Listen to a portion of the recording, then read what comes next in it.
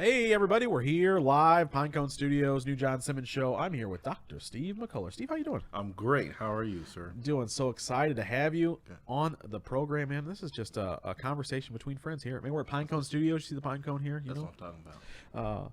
We talk about just whatever God's doing in your life and also hear the testimonies and everything else. So this is Awesome. pretty free-flowing, man. So tell me a little bit about Dr. Steve.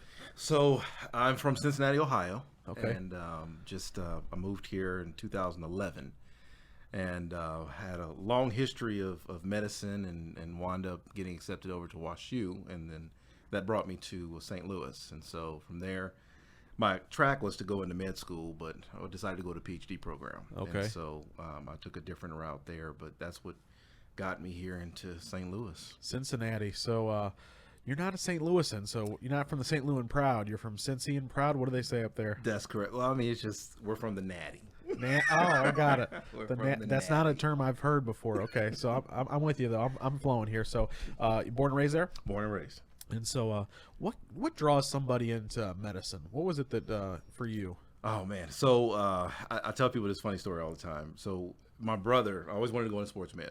And my big brother, David, he was playing football, and he broke his big toe. Yeah. And they pulled him over to the sideline, and Coach Oliger, rest in peace, phenomenal coach. Coach Oliger, back then, they could do this. Now you go to jail. Uh-oh. But he took his big toe, twisted it, popped it back in.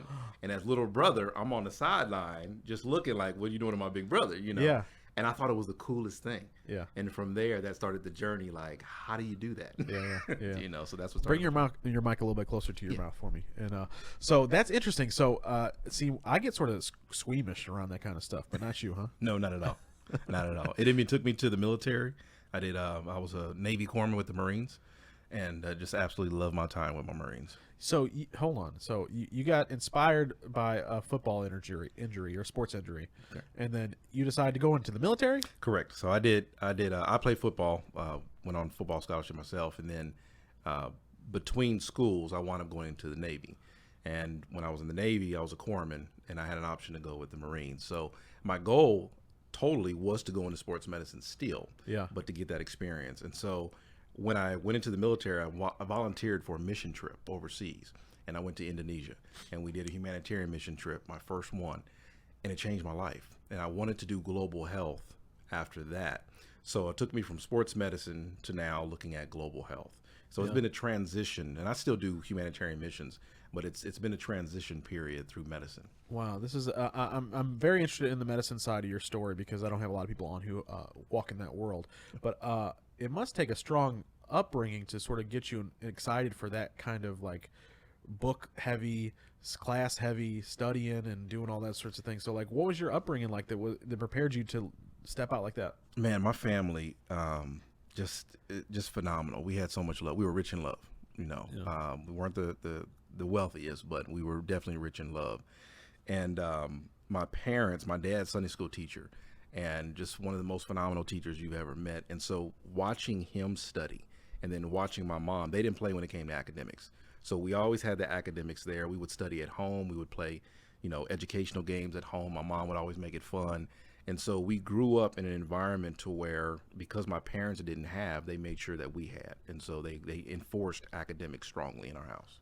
Yeah, see, no, for me, it was like not a real big deal, and so I find that interesting. Like, my parents wanted me to get good grades, and I was the type of student, I was like, what's the way to describe it? So I was advanced in my mental cognitive ability. So like I was in advanced programs if I could test into them. Gotcha. But when I was in the classes, I wasn't like a person who was like, let's open this book up and let's go after it. You know what I'm saying? So I was a person who could like understand what's happening, but I was not a person who wanted to study and go after it. So I would not necessarily get good grades, but I would constantly over and over again excel in all sorts of areas where I was testing, right? Natural ability. Yes. And so they put me in a gifted program, and then almost skipped me a grade in 7th grade. And I graduated when I was 17 years old, real young. And I mean, Man. But school didn't mean nothing to me though. It wasn't a thing that my parents were ever like, you know what, you really need to focus on that. And so I take for granted now that I'm about to turn 40, and what I would like to see my kids do. Like, you need to do good in school. It's a basis for your foundation, and like talk about what like your parents would probably talk to you about, right? Yeah. So my dad grew up in Cabrini Green in Chicago, which is one of the worst projects in the history of this country. What's that movie that's about? Well, the Candyman, right? Yeah, Candyman. Yeah. But matter of fact, an interesting thing is there's a movie called Cooley High, and he actually went to Cooley High. Oh, wow, So, wow. yeah. And then he wound up moving to Cincinnati, where it was a little bit safer, but he grew up in Chicago, so he's a Chicago native. And then my mom grew up in Paris, Kentucky. And so my family, they didn't have a strong academic background. So when it came down to them raising us, they were just like, no, because we didn't have it, we're going to make sure that our kids have it. Yeah, that's really neat, because a lot of parents, like, I don't know if they look at it like that. And I don't know if it's like a Christian thing. Were your parents Christian? Oh yeah, most definitely. Yeah, so you were raised in a church, and Most definitely. Oh yeah. Yeah, we're Pentecostal, so okay, all right. So, all right. so we had, like AG or Pentecostal. Either one is probably PAW Pentecostal. Okay. And phenomenal upbringing in church. But we had Monday night was young people service. Tuesday Pentecostals night are there. was prayer. Wednesday night Bible study. Thursday night. My kids go to Pentecostal school, and my grandma grew up in AG church. So I like, if you in that church, you in church. You in there. Monday, Tuesday, Wednesday. You might take Thursday off, but Friday, Saturday, Sunday, we'll see you there. Yeah. And then Zanesville, we had Bible camp during the summertime. I mean, using the word, using the word. But the great thing about it is, I'll say this, is that Sunday school was the most phenomenal thing for us, because we had some, like Sister Gunnels, if you memorized, I think it was all the books of the Bible, she gave you a literally, it's probably a foot long chocolate chip cookie. And then for the next level, Sister Viola, she would give, they would give you a Bible. So you had incentives to know the word. And I ain't talking about cheap incentives. Like, you got your own Bible. Yeah. And that was like the coolest thing, in church. I got $100 bill that I have for my kids. I'm like, first one of y'all to come home and say what these 66 books are in order, you get this $100 bill. And I was like, I told them young, I was like, this may take you 5-10 years, I don't know, but it's here today. Like, it's here today. So so it's interesting that you say like the Bible is the reward. Sometimes for these kids, it's just a piece of chocolate will help inspire these kids. That's why we had the chocolate chip cookie. Everybody want that cookie. It make you sick though, because you try to eat the whole thing. Oh yeah, just like the Coca-Cola. It's so you got a good upbringing. You're in church all the time. Oh yeah. You're inspired to go into medicine, and was it really just seeing your brother's toe broken, or was there something like, what do you think caused that? Medicine itself, a lot of times people go into medicine because of an experience that they've had. The toe breaking and seeing it been put back in, that geared me toward what type of medicine. So I wanted to go into physical therapy. I wanted to go into sports med from there, because I was an athlete myself, and so part of that was the specifics in the avenue, but medicine in itself is about caring people. Yeah. My pastor used to tell me a lot of time before that I was a part of a ministry of helps. So I've always, since I was a young kid, wanted to help people, and that's always been my life, and it just geared me towards medicine. Yeah. Did you ever do any of those like motivational gifts testing, or did you score high in mercy and things like that? Yeah. Oh yeah. It was the giving part of it. The caring parts, I would always score out of the box on those. Yeah. See, now I am like, if there was an opposite of gifting, of the mercy gift, like I'm on the other. We study and teach at the ministry a book called "Discover Your God-Given Gifts" by Don and Katie Fortune. Okay, you're familiar with it? I don't know, but they interviewed 500,000 people to write this book. This was in the 70s, Christians, and came up with like a 20-question quiz essentially to for each of the 7 gifts you find in Romans 12. And so there's giving, teacher, server, administrator, perceiver, etc. And so we take and teach this test, and so we found out that mercy, is the number one gift given to most people. Like 35% of the world runs in this mercy gift. I wish they'd use it. Yeah, right. Tell me about it. And so I don't have a lot of people in my life that walk in that gift, though, until I had my 3rd kid. And you saw it today. So when you walked in the house, she's giving you a hug. She's like, how you doing? What are you doing? What are you up to? And it's a different personality. And so I can tell now, and having started teaching class, and I see more people who actively walk in their giftings, how important the mercy gift is. And it's really something that is innate in us that God has given people to walk in. So I imagine there's a lot of doctors, nurses, and like my wife has, her secondary gift is mercy, and that's why she's a nurse, you know. And so she's wanted to be a nurse since she was 5 years old. She doesn't even know why she wants to be a nurse, but she just wants to help people, right? So for you, the sports medicine side of it, what was the attraction of that specifically? Because explain sports medicine a little bit to me. So sports medicine, as an athlete, I was a football player and I ran track, and God blessed me to play at every level. I had a real short stint at the pro level. Oh yeah, with the Edmonton Eskimos. Oh come on, Eskimos! So that was a phenomenal experience there. But with looking at medicine itself, it was a matter of just really understanding how, as an athlete, I can get better. Because it was not so much being on the field, but off the field, taking care of your body. And so sports medicine itself, everything from orthopedics to your bones and the study of your bones, and how, for instance, we had a cement track in high school. Yeah. And even though we went state every single year, we still wound up with shin splints, back aches, and everything else from running on cement with lines painted on it. That was wow. So looking at that and all the injuries that I had, I was always in the hospital for something, broken bone. You probably didn't know, though. I mean, as a kid, it was because of the cement, though, right? It was, all that played a major part in it, you know, and the pounding, and then transitioning from sport to sport to sport, because I was a 3-sport athlete. So it was just literally from football season to basketball season to track season, and your body takes a toll even at that young age. And so even now I can feel those injuries. You know, those still things. Cramps and all that. Yeah, but the thing about it, for me, being in those hospitals and being in those sports medicine clinic, my mom would always tell the story that I wasn't a bad kid. I was just inquisitive. She could tell my 2 brothers to sit there, but she would tell me to stay in the area. Yeah. Because I was always looking at those Norman Rockwell pictures that you see in those medical clinics, and I would always find it amazing. Next, you know, I'm in the back of the clinic, but I'm still looking at the paintings, not getting in trouble, but I just wanted to find out what was going on, and that's the kind of kid I was. Man, sports medicine. So I you know, it's an interesting road that you're telling me that you walk, though, because as a young kid, you're an athlete, but yet this mission trip calls on you. Yeah. And it sounds like it really had a big impact on you. It does not add up, though, if you're looking at it from the outside. If I'm just reading your story, like athlete, sports medicine, missionary trip, like so how's this come about? So let me take you to Indonesia. Okay.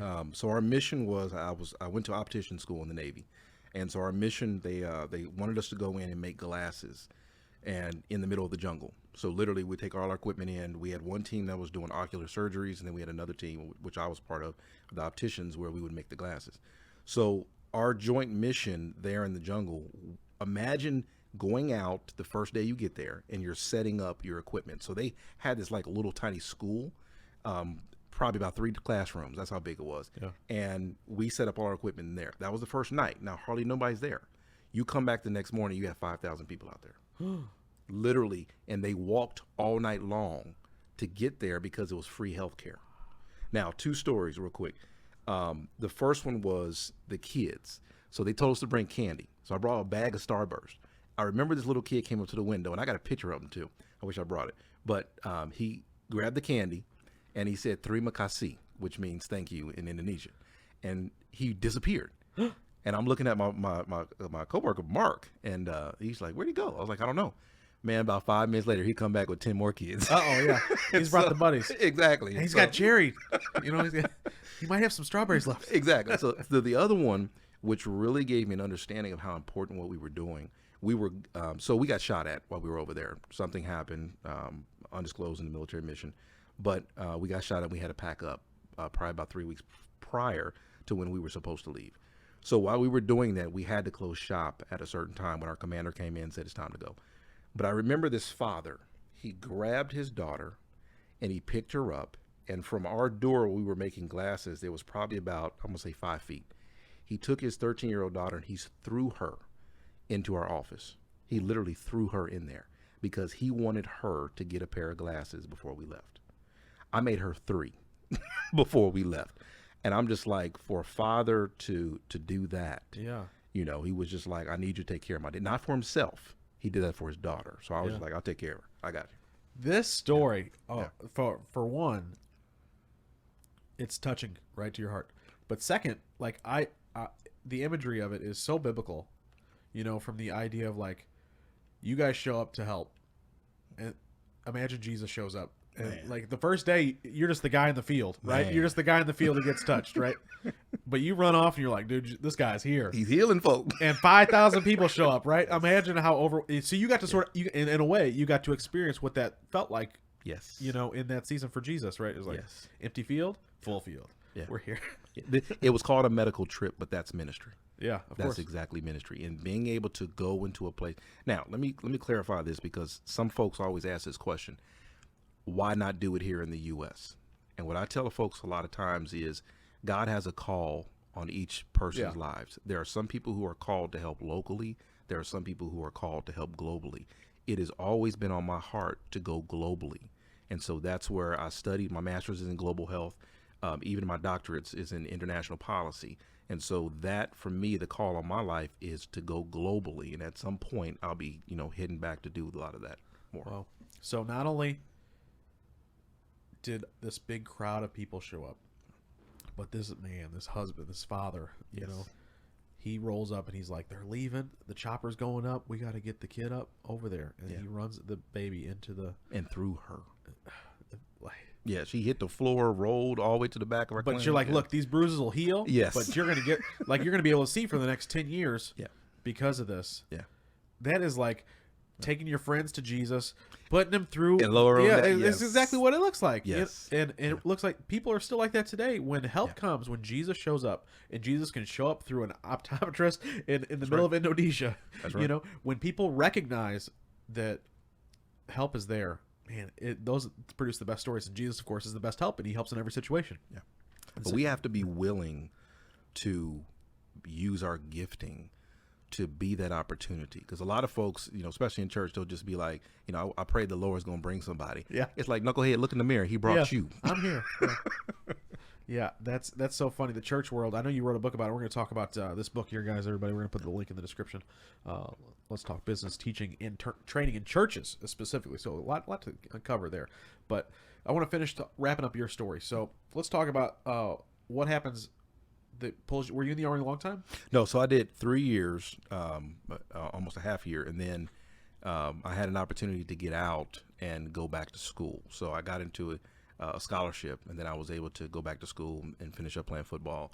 And then at that point, it was such a blessing because I had done medicine already, and I had done surgeries already. So now I'm going back to the classroom, and it was a blessing that it happened, because if I would have read those books prior to doing that, it probably wouldn't have made as much sense.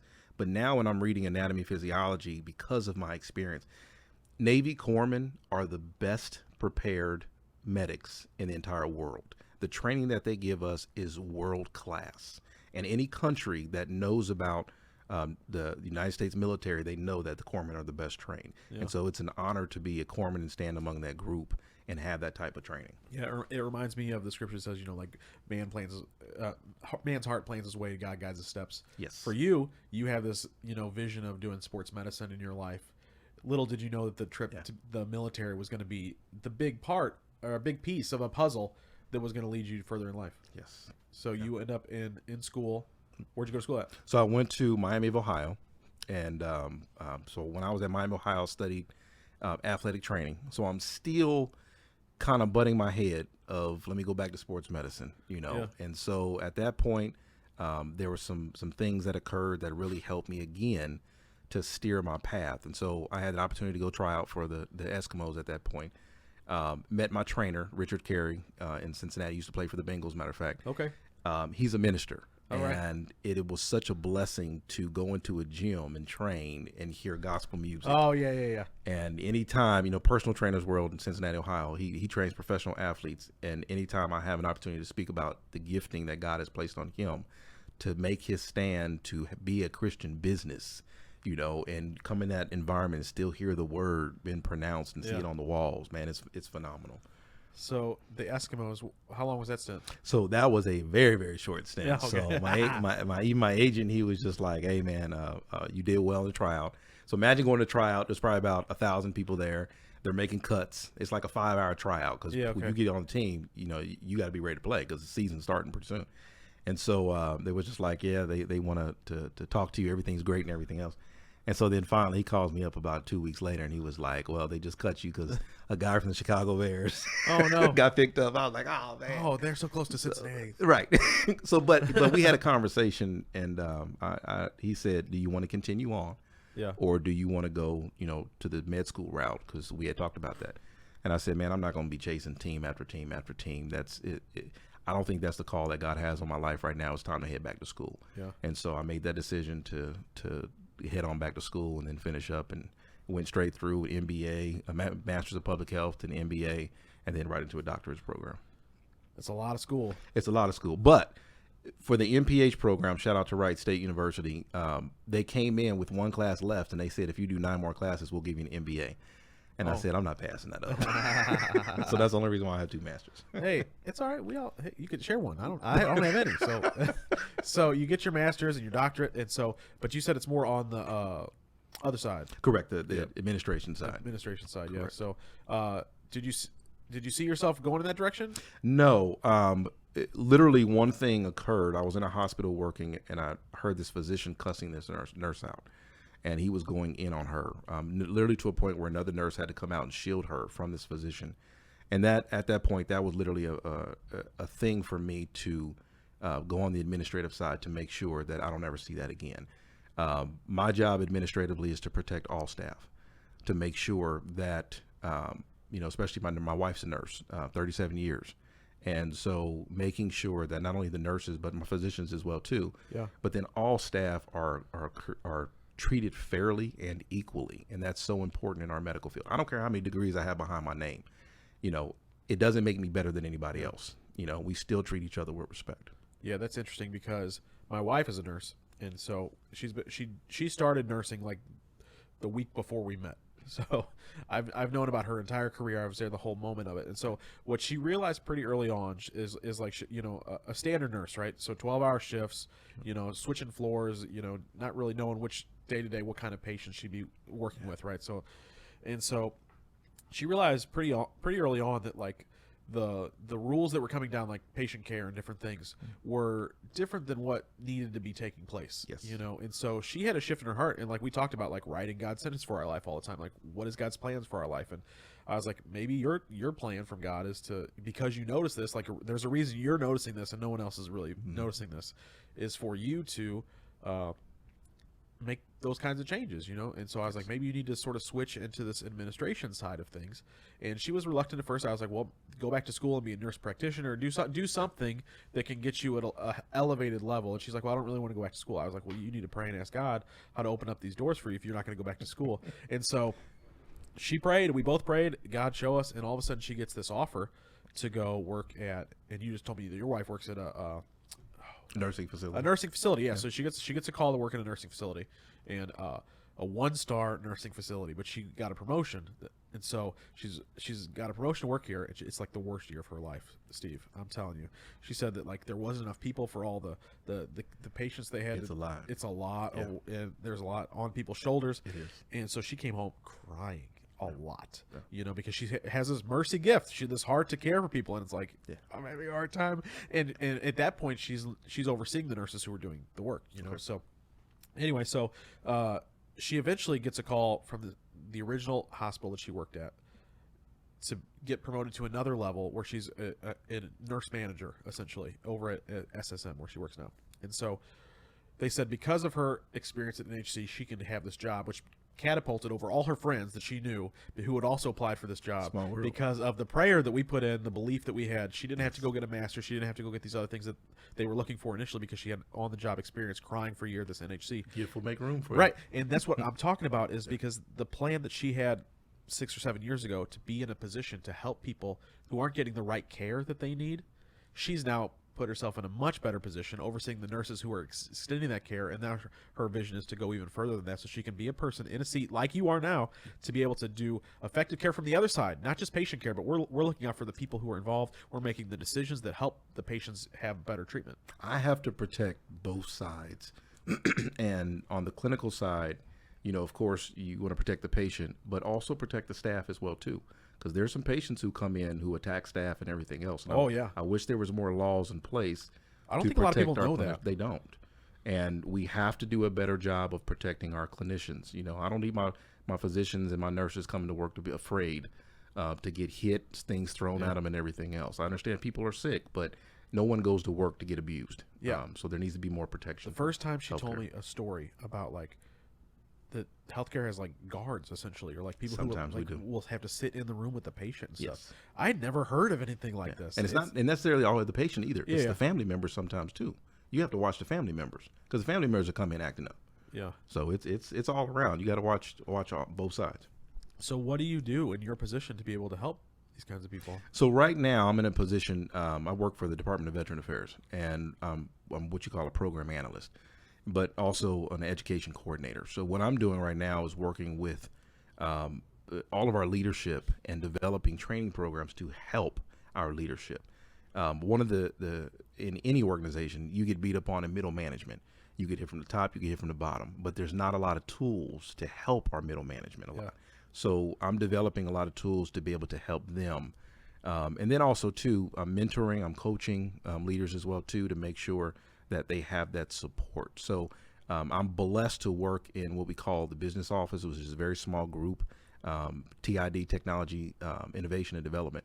Small team, but a phenomenal team, and we're doing some very, very phenomenal work at the hospital. Yeah, do you have like a 10-year plan for yourself? Like, where are you trying to go? Yes, I'm actually trying to be an undersecretary for the VA, which is in DC, and so my goal is to get into an executive development program by the end of this year, beginning of next year, get to an AD position, associate director position, and then from there, manage my own hospital, and then from there, head on to DC to work on the policies. Come on, Steve. So that's the plan. Dr. Steve. Well, Dr. McCullar. We got to call you get up to that level, you don't get your first name goes away. I don't know what happens. It's all good. You're a humble guy, though. I mean, you don't walk around saying, "Hey, everybody, I'm a doctor. I got this." No. Because we met through church. We're both members of the same church, Spear Church. Shout out Spear Church. Most definitely. And so you're heavily involved with the men's ministry there. Yes. And most people, I bet you, if you ask most people, they don't know what you're up to at the hospital. You know what I'm saying? There's Dr. Steve. He's always there. He's reliable. He's trustworthy. He's got a good word every time, a good prayer. You know, but I think they'll be excited to hear some of this. You know what you got going on in your life. But how do you manage? I can't believe that it's not a busy part of your life, being VA, doing all the things you're doing, and then trying to add on church. And then you said your wife for 37 years. I'm sure you have a wonderful family, right? Yeah. So it's I keep myself busy, but I've always been that way. You know, my grandmother, she was a very busy person, and she passed that down to me. Okay. And so even at the age of, I think about 81, she was on a Greyhound traveling all over the country. Oh, really? So that's how she was. Strong woman. But for me, I even teach at Maryville University as well, too. So I teach business as a professor as well. Steve, we got to take a break. Like, Saturday, you need a Saturday or something. I don't know. That's my wife's alma mater, Maryville. Okay. Go, what are the Saints, right? Yeah. Oh, most definitely. Most definitely. So what are you teaching there? So I'm teaching business there. Okay. So right now I'm teaching a supply chain management course and making sure. So I want to allude back to something that you said before. Right. One of the things about education, we as instructors need to make it more exciting for our students. And so because of experiences like you had and other students, my job is to make sure my students have meaningful assignments. I could care less about these basic assignments that are busy work. Yeah. I do things like I want my students to go interview a CEO within their industry. And I've had several students come back and say I got a job offer from an interview. Yeah. That's the kind of assignments our students need nowadays. Our old academic system is shifting, and we need to shift with it. We try to get students off the phone. Let's just stop preaching, stay off your phone, and let's give them assignments that help them use the phone and teach them how to use it and balance the use for that. So we have to, as teachers, as trainers, as professors, we have to get better at making education not necessarily more fun, but more practical. Yeah. And so that's part of what I do in the university side. I see that just on a smaller scale in my own family, right? So my kids, young kids, but they're obviously going to grow up with technology. It's everywhere. You know, we have not decided to limit their tablet use per se. You know, we want because look what their dad does. Like, you know, I'm on my computer 19 hours a day. You know what I'm saying? So it's or some sort of video work or something, right? Remember that commercial I learned about watching you? Yeah, exactly right. That's exactly what they're gonna do. They're gonna want to do what I do, and I'm gonna have to show them, and maybe they'll take to it, maybe they won't. But what I do notice is because they spend time learning in ways that I would have never thought they would learn. Yeah. So they watch they're drawn to all sorts of different types of videos, but sometimes, like my daughter's a great example of this. So she watches these YouTube videos where they like draw, and they show you how to like draw a butterfly or show you how to draw a thing. And so she'll go on the kitchen table, she'll have a real piece of paper, and she'll watch the video, and all of a sudden she's got.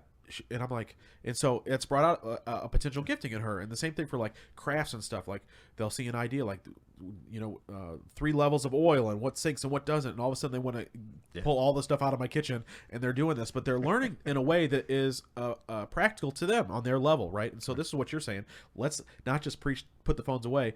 What is a way they can use this phone that's practical? I absolutely believe that that's a thing for the Christian church too. Is that we often like want to invite everybody to a Bible study, but really, like, what is that equipping us for? We need to be equipped to be able to share the gospel via a podcast or via whatever the vehicle is. We've got to learn how to do these things on the level of technology that we're at today. I imagine that it's not an easy thing to do. No. So as you are in a place where you're trying to develop, you're on the side of developing the ways to do that. So what are some things that you're seeing in that development that are sticking? So giving them practical tools that they have the understanding of where this is going. If you've ever taken a course, which most people have, you take the assignment or you go throughout the course and you're just like, what am I going to need this for in the future? Right. A lot of people don't like math because they ask that question. Why you have me doing all this math stuff? I'm not going to use it in the future. That's right. So like my students right now, I'm teaching a supply chain management class. I tell my students, we have a blog that you have to do every single week. All these questions are based on supply chain management. The thing is, none of you all, matter of fact, I can say none, but a slim chance that you all are actually going to go into logistics in a supply chain field. I have cybersecurity, healthcare, human resource students. I have an accounting student. So turn the question into the perspective of what you're going to be doing in the future. So if you're an accountant, look at that question and say, what is an accountant worried about in this question? And then you give me an answer back. My students love this because of the fact that I'm just not telling them that you need to learn this and answer the question because that's what the book says. Right. No, they're applying it to because every business has logistics. It depends on what, even a small business, you got to go down to the post office and mail off stuff. So teach the students how this is going to apply to them in the future and make it make sense to them. And you'll get more out of it. I have this image of like all the good movies based around like a teacher came into a bad environment, like what was that? Michelle Pfeiffer and Coolio and Dangerous Minds. Yeah, and like there's tons of these, and every single time the teacher Finding Forrester was another one where he taught the guy to write a book, and they come into a situation where it's not ideal for the students. Like they're either not being effectively taught, or maybe they're shining in other areas, but they're trying to be force fed to go down this other route. Yes. And each time you see this teacher, find a way to meet them on their level, and that's exactly what you're describing. And so like you're doing the typical movie-like thing that provides the best results, the results we all want to see happen, but we're not doing it in a typical way because everybody fights against the typical way. Like in all these movies, right? They're like, you're doing it wrong. That's never going to work and all this. But it does work though. And it's hard on teachers because, especially in the K through 12 systems, because they're teaching now for these students to pass the test because there's so many stipulations on them that their jobs are in jeopardy if their students don't pass these tests and make certain percentages, which is hard on them. But a big shout out to all our K through 12 teachers because that is a hard profession and you don't get paid a lot either. Yeah. So we have to support. And then also too, let me say this as well. Parents have to do a better job. And I think the good thing that came out of COVID was a lot of parents realized it's probably not the teacher's fault. Yeah. If your child was bad in the classroom and really? COVID, right. I thought you knew. And now you get to see. I used to laugh at some folks because they were like, I don't know why my kid's so bad. I'm like, the teacher's been telling you for the past 2 years, your child bad. Now he's at home because of COVID, and you get to see it. Now you got to deal with it. Yeah. Don't blame it always on the teacher. Yeah, no, the teacher. I'm blessed that we're able to send my kids to a private school, and it's been interesting because I see like they teach cursive, for instance. And the public schools gave that up at some point. Good, thank you. Yes, yes. The good that they gave it up or good that they teach it? If the power goes out, yeah, you cannot sign your name electronically. So they need to learn how to sign their name. I don't know why they're taking that out of schools. Yeah, me neither. And so, it's interesting to me to know that the way that they're being taught in the school is always Christ-centered and Christ-focused. And so obviously where you're at, that isn't always a thing. So how are we effectively teaching people who aren't like having a because some people aren't in school because they know that God's put a plan on their life. They've got a calling, they've got a gifting, and they're going out in the world to spread that out. You know what I'm saying? Some people are that's selfish, or they don't even know why they're at school. I would imagine most kids are at school just like going to school. So how do you, as a Christian in that environment, love on these kids in a way that hopefully teaches them to figure this out for themselves? Man, let me tell you, it starts with the small things. The small things, as a student calls you for help, you call them back. Imagine how many kids at home don't have somebody to call them back. Yeah. Don't have somebody that's going to answer them or help them. That's the small stuff, and that's easy to do. But if you pass up on those opportunities, you will burn a bridge with a kid, and it's hard to get that back, because we have to realize that a lot of them they didn't grow up in the same households that we grew up in. I was blessed to have two parents who understood that concept and reinforced those things through love and everything else. Right. So because I was blessed with that, it's my job to pass that on to someone else. So in the classroom, it's a matter of follow up with the student, check on them, send them an email and say, hey, how you doing? I just wanted to follow up. You did pretty well on this assignment, or you didn't do well on this assignment. What kind of help do you need? And when they ask you for help, you better be there to give them that help. Trust. And so the technology side of it, though, is also, has that been a deterrent? Because what my wife's brother is also a teacher in high school, and so he was explaining like basically everything's electronic now. Yes. Everything, like, it's all Google Drive. They're submitting their projects. They're seeing everything online. There's not paper or anything. And so for me, I don't know if that's a hindrance or a help. So people have to look outside of their own box. There are some people who do not have the means to have all the electronics at the home. So we're having teachers make assignments to say, hey, I need you to go home tonight, type this up. Okay, so what if the kid lives in an area that's not safe? They don't have electronics. They don't have internet at home. So therefore, it's kind of hard for them to do that assignment. It's not like when we grew up, you could go down to the library and stay all night in the library. There's some kids who live in some dangerous neighborhoods where they can't do that. Yeah. So either they can do it on their phone, and that's where the teachers have to be creative. If you can't go to a library or you don't have a computer at home, you have a phone, shoot me an email and send me your assignment through the email. So we just have to be more creative in the classroom. How does that translate in terms of relational? Because it's got, like, phone text and being there for somebody is one thing, but like there has to be something that's disconnected when you're not really looking somebody in the eye. So relational, let's start with the work environment. The work environment, we have a lot of businesses who are going to this electronic only training. That bothers me so much, because we cannot build effective relationships if we're always on over the internet. We have to get people in the room to know how to work with each other. So we can couple those together. Don't eliminate both of them, but they have to be worked together. Now in academia, we have to teach them balance.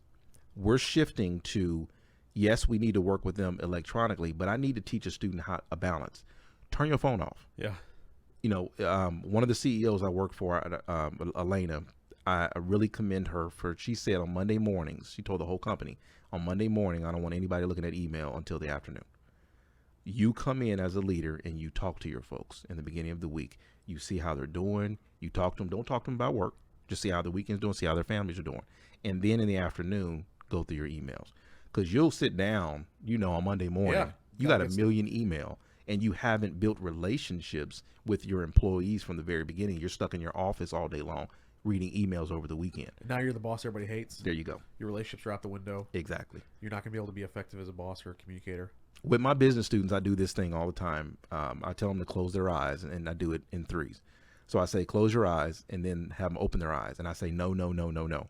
I say, do it again. And then they open up their eyes. I say, no, no, no, no, no. And I'm pointing at each of them when I do this. And then the third time, I say, open up your eyes, and I smile and wave at them. And so I asked them, I said, what did you think was going to happen? And they said, we thought you was going to say no, no, no again. I said, why? They said, because every time we opened up our eyes, you said no. I said, that's how some of you do not want to be a leader. Because every time you come around, you're telling them, no, they didn't do this right. They didn't do that, you know, all of that. And some supervisors and managers, that's what they look like to their employees. And we can't do that. Yeah. There's somebody I heard said it once, I repeat it often. You have to deposit more than you withdraw in people. Yes. And that is so easy to forget as a leader who needs to get things done on a deadline, and you've got people underneath you and they delegate and all this stuff. And the word can in front of hey, can you do this? Instead of, hey, do this. That's a whole. It's the same thing. Yeah. It's the same thing. I'm gonna need you to do this. Can you do it? Yeah. But it opens up a dialogue of relationship. Like, hey, I'm pretty busy. Oh, of course I can. I'll get that for you. Yeah. But relationally, it's so much different than just no. And visually, what you're saying is palm up versus palm down. If I'm pointing, my palm is down. Versus if I'm asking you a question, can you do that? My palm is up. Yeah. So we can do that verbally and we can do it visually as well too. Makes a difference. Yeah, sounds like you have really had some success in walking this out from your side, and so you wrote the book. Let's talk about this business. Let's talk about the title. Let's talk business teaching and training in churches. So you it sounds like you maybe have taken some of the lessons and applications from your secular world job and put it into training. Correct. The church. So I've been involved with ministry since it's about 10 years old now. Yeah. I joined a camera crew to avoid singing in the choir. Oh, yeah. And back in the day, back in the 80s, if you got caught in the hallway in our church, next you know, you got a choir robe on, you singing in the choir. Yeah. I went to a small family church, a storefront church, before I came to the Spirit Church, and everybody was in the choir. Yes. Everybody's in the choir. Get up there. I don't care if you can sing or you get in that choir. And I was like, I don't know these songs. We didn't have a hymnal book or nothing. I was like, y'all got me. You got to pick somebody else. Like, I got to learn these songs. But by the end of it, I was like, all right, I got to know these songs now. But I get what you're saying. But the camera crew in the 80s. Yeah, man. Yeah. Y'all had a camera ministry in the 80s? Yeah. Our church, Bishop Jasper J. Phillips, very well-renowned pastor of the PAW, Pentecostal Assemblies of the World. He was a forward thinker and forward, way beyond his time. And we developed a camera ministry. Brother Greg Cortland, he pulled myself and 4 other young kids in while he had 3 other operators that were older, and he taught us how to do business. And I talk about that in the book because we had meetings before we went out there. We took the cameras out before service started, so he taught us that. And then he would assign us what cameras. He taught us how to protect the cameras, how to take care of them, how to do all the white balance and all that kind of stuff. Wow. So he's teaching us, even though we're in middle school, he's teaching us how to do business. And then he would make you in charge and he would rotate that. So we're learning how to be leaders. And again, another forward-thinking individual who's passing something along. And he worked, I think, for Warner Cable, which was a cable network in Cincinnati.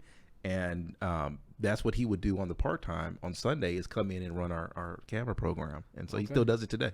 So that led you on a road to writing this book.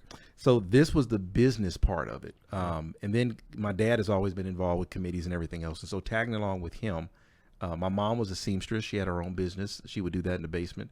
And so she taught me how to sew, and I would watch how she would go out and talk to clients. At 10 years of age, me and my dad got into an argument. And he always wanted me to wear a tie, and I hate wearing ties. So he said, he said the wrong thing to me as a kid. Yeah. If you don't like what I want you to wear, go get your own. And so he didn't realize my personality. Well, he did, but he just said it. So I went ahead and I got a lawnmower, and I put 2 flashlights on it, and I started cutting grass, and I made like $400 over the weekend. Bought my own clothes. so instead of and being a great dad that he is, instead of scolding me or anything like that, what he did was he encouraged me, and he helped me put my own ad in the newspaper. So at 12 years old, when I did that, I had my first client who called and said, and I had my own lawn service for a little bit. So that was my first business at 12 years old.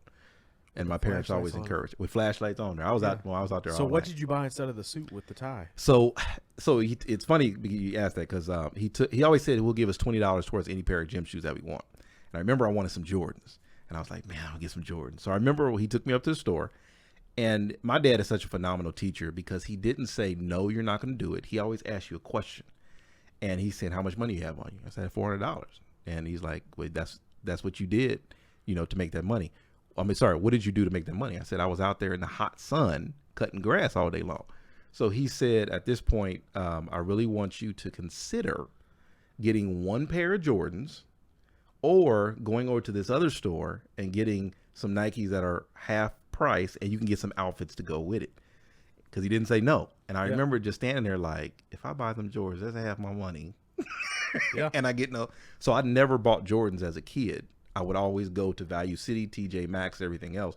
And I would come home with like 10 outfits versus 1 pair of shoe. And so I appreciate him allowing us to learn that lesson early on. That's a good lesson to learn, man, Yeah. because kids like to blow that money. Yes. My first paycheck, $110 from working at Chick-fil-A at 14, and went straight to Best Buy. There you go. I had 10 CDs on my shelf, and now those are in the dumpster somewhere in some place. Like, when we are kids, we will blow that money. If I could go back, Johnny, we could be a billionaire if we just spend it right. Save and invest it. put 10 away. Put 10, tie it. and Tie save it. There you go. Do something with it besides There what you you're go. doing. That's it, man. That's it. So these lessons they compiled, it sounds like, over Yes. time for you. Yeah, and Bishop, he was a great businessman, and so we got to see a lot of different decisions he made. He was always supportive of young people, and so from there it started, going. So that when I was in the military, traveled all around the world, lived in a lot of different states, went to a lot of different churches. So I got to compare how business was being done. There are several churches that I've taken a lot of notes from and had a great opportunities to see business done well, but then I've been to some churches who have not done it well. And it really bothered me where when you think of the word excellence, are we really doing business in a term of excellence? And so that's where over 3 years I sat down and really put this book together to really look at when we come to church business, are we doing it in excellence? And what I mean by that is my job outside of church, if I'm showing up on time, I'm doing everything I'm asked to do. I'm getting promotions. I'm there 100% of the time. I'm working overtime and everything else. But then it comes to church and I'm always late. Yeah. I'm never putting my best foot forward. I'm always complaining and everything else. I'm not doing that on my outside job. Now, when it comes down to what is going to last, is it this outside job or what I do for God is going to last? And I really had to take an introspective look at myself and say, what am I doing wrong? We used to sing a song in church. He's an on-time God. Yes, he is. But we started church late. I've been in a lot of churches. It's church time. Yes. Yes. Yes. When is this going to get going? Yeah. I don't know. Yeah. I don't know. Yeah. I mean, business meetings to me, I've always had a problem with business meetings because, in the corporate sector, I can take every single salary of every single person in the room. I can divide it up, do some math calculations, and I can tell you how much your meeting's worth. Yeah. And if you need to have this meeting or not. So a lot of times when I sit in business meetings, I think of the effectiveness of this meetings. If I go through your minutes and I see that you've listed several things on there, I'm going to ask, when have you completed these things? So there are several churches that I went to that I can say I looked at those lists and they were on it. We're going to knock this out. We're going to finish this. We did this. And then with next meeting, we're going to add 3 more things. I've been to some churches where they've never accomplished anything that's on that list. They don't even have minutes. Yeah. And I have a problem with that. So when people think of business in the church, explain what this means, because they're going to get caught up. Like, church is not a business. Yeah. What does that mean? Oh, but it is. And the thing I like to tell people a lot of times is when Mary and Joseph supposedly lost Jesus when he was about 10, they finally found him and he was in the church. That's right. And there's several different verses on it, but for the New King James Version, it says that when they found him, he said, basically, I'm paraphrasing, I was about my Father's business. Right. So therefore, even at a young age, he understood that this is business. So what happens is, and there, I have to clarify. Oh, don't listen too sharply, those who are critics of this, because you might that might hurt a little bit.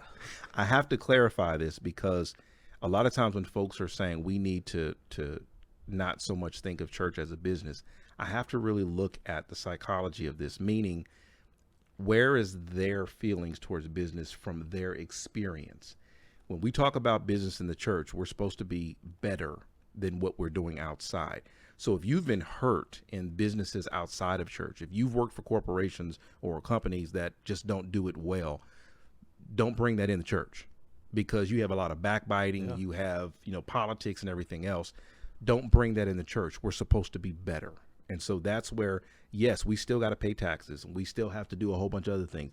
Even with the tax exemption status and everything else, there's still things that go on business-wise. Jesus had an accountant with him for a reason, because he understood business.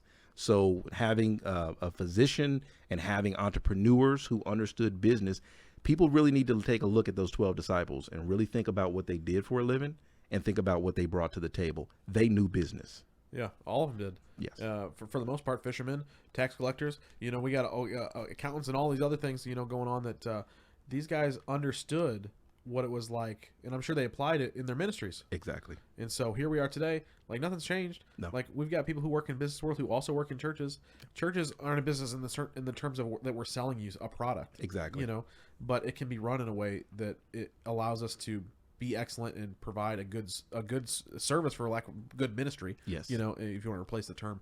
But so what is it in this book that we're going to learn in terms of how to do that? So the key thing about this book is the title is Conversation Starter.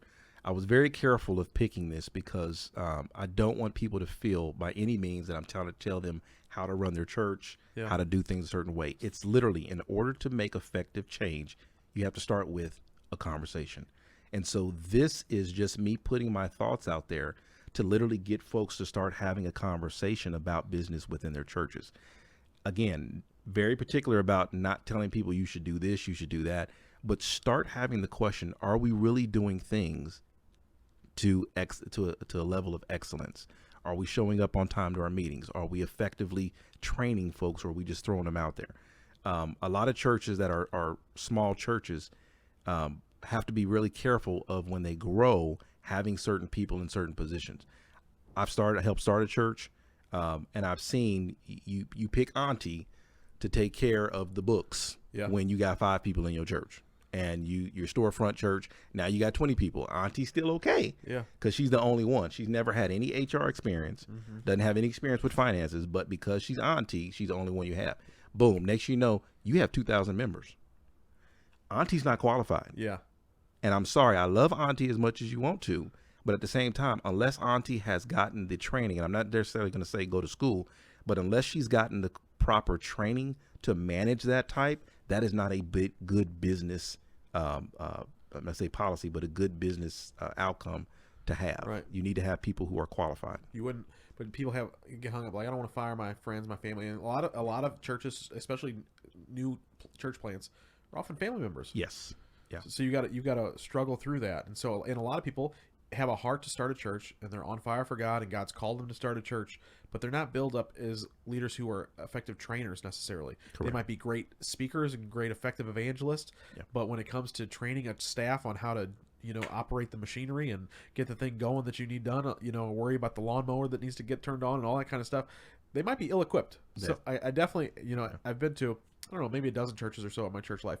And so I've seen ebbs and flows of all of them, and so if something like this is effective, I'm sure if people take it serious, but I'm just not sure if like a lot of people are not looking for answers because they don't know they don't know that nothing's broken. They don't realize it. Unless you have, now the Bible talks about all the gifts are in the house. So I promise you, inside the house, the gifts are there to be able to have people that will be able to look. My experience, let me define 2 things first.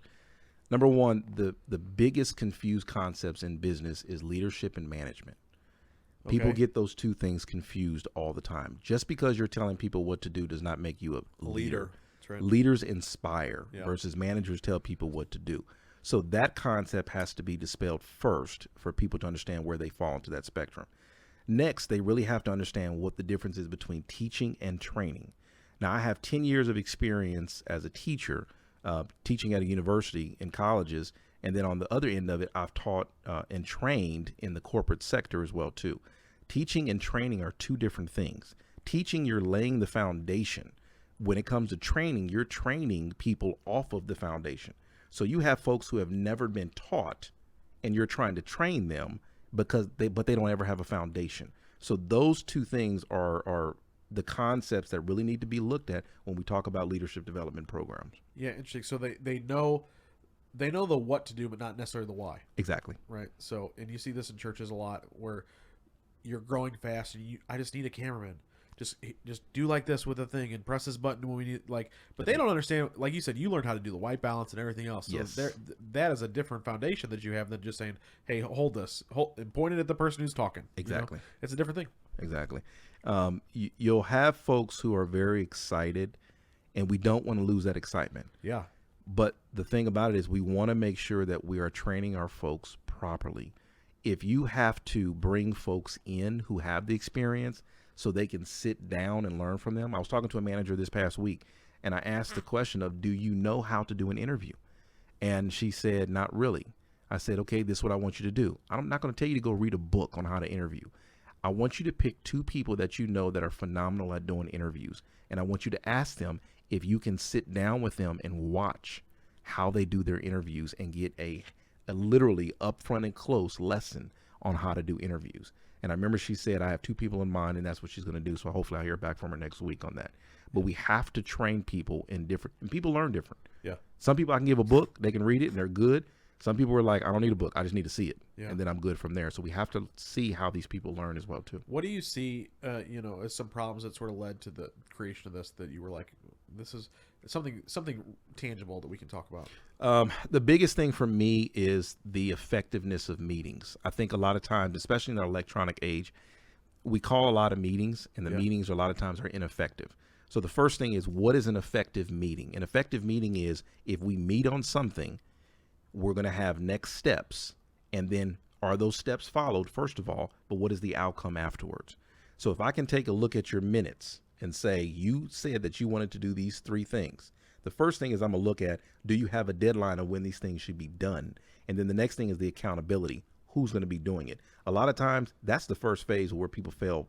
First of all, it's already over. Exactly. They don't have a timeline and they don't have the accountability. So you get to the next meeting and you already know what it's going to look like, because the next person looking at the next person saying, I thought you was going to do it. Yeah. You didn't clarify that in your meeting before. So you're already setting up for failure in your meeting. Now, it's like if you keep on losing the battles, you're going to lose the war. So if you keep on having ineffective meetings, you're going to have an ineffective program. Yeah, because most people think you just show up to church, pastor preaches a sermon and all this, but there's a lot more to it. We got to consider, how are we going to run the prayer meeting? How are we going to build the kids ministry? How are we going to have Easter Sunday when we got 16 food trucks at Spirit Church? Like, these are the conversations all sorts of people have to have across the country in their churches. Yes. And so you're saying the meeting, and I can see that because I've had my fair share. I've both worked in a church, I've been in small churches, I've been part of leadership, volunteers at every level. So I've been in all types of different meetings over of just serving in the church, at whatever level I've been at, and I have seen over and over again. I wouldn't be able to pinpoint like you did, but I have seen the ineffectiveness of meetings. And so many times I've been into a meeting, well, that was pointless. Like 2.5 hours later, I'm like, we're talking about stuff that wasn't even supposed to be talked about. Yes. And then you open up to questions, and all of a sudden we're here an hour longer, and you're asking pointless questions, in my opinion, right? And it could be vice versa, right? Like, I might ask something, and you're like, what does that have to do with anything?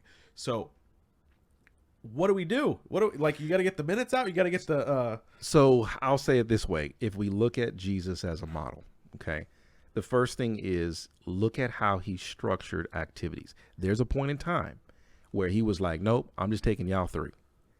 Everybody else, you have something else to do. So within that lesson in itself, which we call an ad hoc meeting, everybody doesn't need to be there. Yeah. You need to choose strategically who you're going to choose for this particular assignment, and then go ahead and grab those individuals and get it done, and then report back to the group. So that isn't effective. We don't need everybody in there when everybody doesn't need to be involved, because you start muddying the water and you don't have clarity on what's going on. So that's one example. Another example is making sure that we are training on how to have meetings. That's the first thing. We just can't start saying, here, I want you to be in charge and I want you to have a meeting. No. First of all, the pastor is the CEO. At this point, we need to have an effective training program to where, and I say this in the book, if you have a problem with the pastor showing up, I don't think you need to be in that position. Because as a teacher, the principal's job is to pop in on classes to make sure the classroom is going properly and things are being done. So even with training programs, if the pastor pop up and want to see your notes on what you're teaching on, you better have those notes, because that's their job to be able to do that, to make sure that we're still lining up, number one, with the Word of God. Yeah. And then whatever's being preached on Sunday, those classrooms and what's going on training wise needs to be lined up as well too. And so that is a critical component. But number one, pastors have to be taught how to do it. Yeah. But then 2, the trainers and the teachers need to be taught what they need to give the pastor in order to be able to make that effective. Yeah, the problem is that the people who are called into ministry are not always effective administrators. Exactly. We didn't go to school and learn how to do office logistics like you're teaching in your class today. You know what I'm saying? So again, the gifts in the house. I promise you. Matter of fact, I did this for one church. If you take a look at the problems business-wise, there are people who, for a regular, their outside business, that are doing it every single day. I need you to step up Yeah. and help out. So if you have, and I'm just going to give this example, one of our meetings, we had an individual who owned his own car shop. Okay. He'd been a mechanic his whole entire life, never been on the corporate sector, but he's phenomenal at what he does. He's in charge of a meeting, but he doesn't know how to run meetings because the most he's ever had is 3 people for his meetings. Okay. And they haven't been formalized meetings. Yeah. Just come on together and we'll talk. So we have an individual in the church who works for as a corporate executive.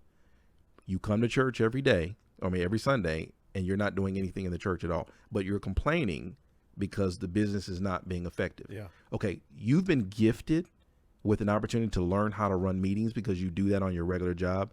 Why don't you take your gifts and help out? Yeah. And share on how to properly have a meeting and help everybody else out and share our gifts with each other. It's that you're right. What I've seen over the course of being in all these different churches is that there's always a call on the congregation to stand up and serve. Come on, guys. We'll have a whole Sunday dedicated to why we serve and all this. And what I've seen time and time again is that people don't ultimately, like, there are people who will step up. But when you're in a church full of people where everyone should stand up, yes, and 10% of us are standing up to serve, that's an issue. The Pareto rule. What's that mean? 20% of the people do 80% of the work. Yeah. The 8 and 2. So that's an issue, though. That's how you say the gifts are in the house. They sure are. They are. That the CEO who can lead meetings and the mechanic who can help fix the cars and all this different stuff. But if they're not going to stand up, so we have to be able to build them up to a way. And I have not seen the church who's effective at it. So let me say this: I've seen 2 churches who are effective at it. The example now, again, I'm very careful of saying, especially for best practices, that everything fits in each other church. But in these effective ministries, what they did was they had a job board, and they listed what was needed on those boards, and they listed the duration of when they were needed. So folks, a lot of times if you ask folks to volunteer for stuff and they don't like volunteering, they feel like if they volunteer one time, then they're going to be locked into something. And so therefore they don't step up. But if I say, let's back on the example I was saying before, we need someone has experience on the corporate level, who knows how to run meetings, to come in and teach us a 30-minute class on how to run meetings. That's the duration, 30 minutes. You open it up to, number one, I'm telling you the opportunities, but then I'm giving you the time frame. Can you support for 30 minutes? Most people can. Versus, haha, surprise, you're now in charge of this program. Yeah. I think that's the trick, though. I think everybody's been around church long enough. If I do that, they're going to ask me to do the next thing. Exactly. And you get people serving it, because what you're describing is a perfect situation where someone is called in to do something that they're gifted to do and trained other people to do it. More oftentimes we see in the church, we just need help in the nursery. We just need help slopping the food down during the potluck or whatever, so people are not walking in the areas that God has gifted them and called them to do. That's why I think it's so important for people to understand what their gifting is. That's it. You have to find out. Like, you learned your mercy gift. That's how you're able to walk out a path where you're doing it for not only for a living, but being able to teach and train people to, have compassion and care for their church too. Yes. So, Yes. It's so important. I look at it, this is a ministry as well. God has gifted me with an administrative skill set. Clearly. To be able to help out and look at how we can sharpen business. And I do it from the standpoint of I do it in the hospital. So therefore I'm using my gifting that I use outside the church within the hospital. Within the church as well too. Yeah. Let everybody know how they can pick up your book or website if they want to talk to you about setting up their church with stuff. Yeah. So I appreciate that. So my website is just stevemccullar.com. You can even Google it, and then it'll come up, and then the book information's on there. It's on Amazon. It's published through Dorrance Publishing, so you can go to Dorrance as well too. But just come to the website, and then you'll see all the leadership development stuff that I'm doing. Yeah. Well, all right, guys. Well, thanks for watching today's episode of the podcast with Dr. Steve. Man, it's been a pleasure talking to you. You too as well. Thanks for having me. I really appreciate it. And we'll have to catch up again once you got the podcast studio up and all the stuff you got planned for your future too. Most definitely. Most definitely. All right, guys. Thanks for watching today. We're going to have links in the description for the book. Dr. Steve, you go pick it up. Until next time, we pray you discover a future and a hope for your life today. We ain't trying to blend in. If you're ready, come on with us, my friends. Come on. We can change the world. Hey, we can change the world. Let's go. What changes the world? The only thing that ever really changes the world is when somebody gets the idea that love can abound and can be shared.